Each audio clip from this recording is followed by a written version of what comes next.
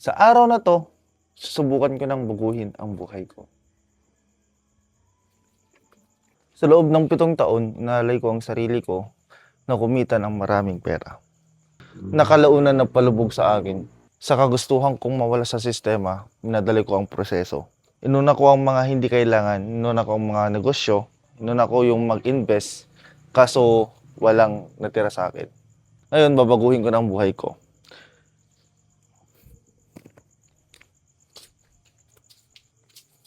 Dahil inuna ko ang mga negosyo, ang nangyari, nawalan ako ng savings. Halos milyon na rin yung nawala sa akin.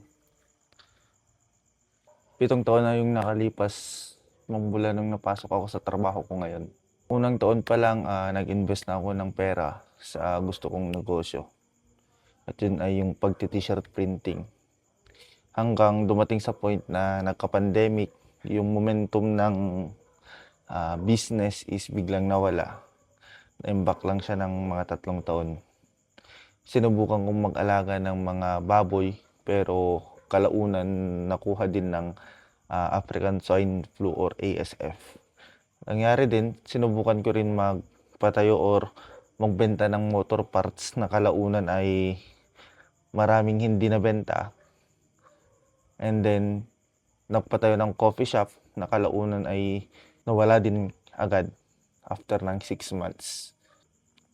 Bumalik ako sa t-shirt printing at 3 taon na ito yung ginagawa ko. Pero I realize na napapabayaan ko na pala yung katawan ko. Napapabayaan ko na yung sarili ko, yung dati kong ginagawa kung saan nakakapunta ako sa iba't ibang lugar, nag-e-enjoy, nawala na. Nakulong na ako sa isang kulungan na ako din lang naman ang gumawa. Wala akong reklamo sa trabaho ko, pero nakulong ako sa isang idea na kapag may business ka, makakawala ka agad. Walang silbi ang business kung hindi mo tututukan. So, yan. Hindi importante ang pera sa buhay. Mas importante yung kasiyahan mo, yung freedom mo. Ang tunay na freedom ay hindi yung financial free ka. Ang tunay na freedom is nagagawa mo yung gusto ng sarili mo, na masaya ka, na-enjoy ang buhay. Hindi yung problema na gabi-gabi na may ikaw lang yung nakakaalam. Kinakalaban mo yung utak mo. So yan, let's try to enjoy life at sabahan niyo ako sa journey na ito. So paano nga ba ako nagsimula sa printing business? So way back 2019, meron kasi akong katrabaho, pangalan niya is Clyde, si Sir Clyde na taga Pagudpud. Nasabi niya sa akin na tuwing summer is kumikita sila ng malaki sa pag-print ng mga damit for souvenir na binibenta sa Pagudpud sa Patapat. Tsaka yun, napag-isipan ko na what if sumulan ko, kasi at this time, yung printing business dito sa bayan namin is iisa pa lang. So, naisipan ko, then during that time, maliit pa lang yung printing space ko. And then, way back 2024, nakatransfer na ako sa aming bayan.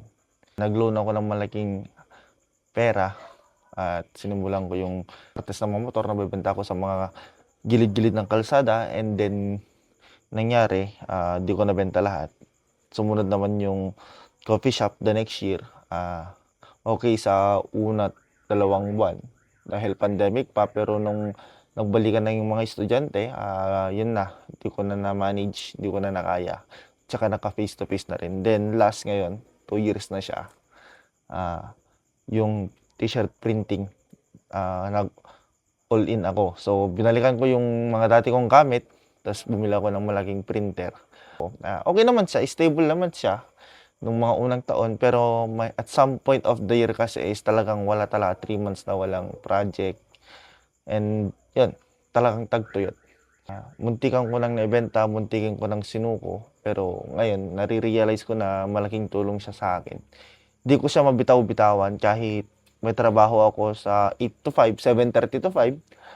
Minsan wala pa nga akong tulog, 48 hours na wala akong tulog, nakape lang yung kasama ko at saka Red Bull. Tinitiis ko kasi alam kong malaki yung potential niya, pero ako lang yung may problema. I hope na mapalaki ko pa. Layo pa pero nakalayo na. So way back 2016, meron akong upload sa YouTube. Ang mindset ko nung unang nagba-vlog ako, ito ay magiging diary lang siya. Pero ang nangyari, tinry kong gayahin yung mga iba. Pero ngayon gusto kong sarili ko naman na style yung gawin ko. So welcome nga pala sa ikalawang trabaho ko. So andito kayo sa aking working space kung saan dito nagaganap yung mga editing, printing. So ngayon may gagawin lang ako. Bawal pakita. Kasi kung maaari, ayokong sabihin kung ano yung una kong trabaho o your main job ko kasi di ko pwedeng i-publish yun sa vlog na to.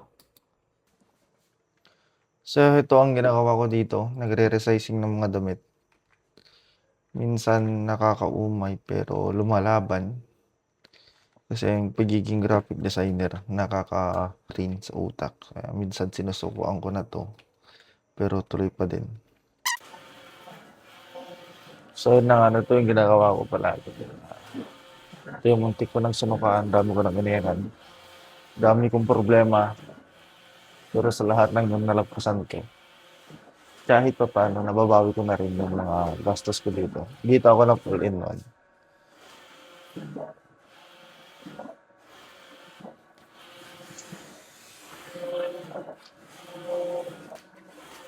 Bumabangon kahit maraming beses na hindi ko pa. So yun nga no, kung madapa ka man ng 10 beses, bumangon ka ng 11 beses. Subok lang ng subok. Sa bawat kamali sa buhay, marami kang ah, aral na napupulot. Mga aral na dapat mong sa ulo at di mo na dapat ulitin pa sa mga sumusunod. Ayun.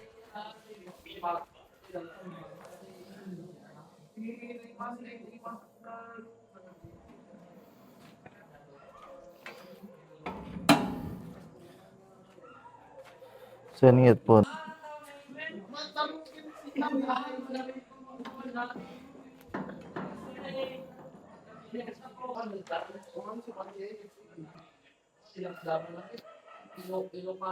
Salamat mga bossing sa panonood. Sana subaybayan niyo ako at tuloy-tuloy na natin to. So, ayun. Dito ko natatapusin yung video na to. See you again tomorrow.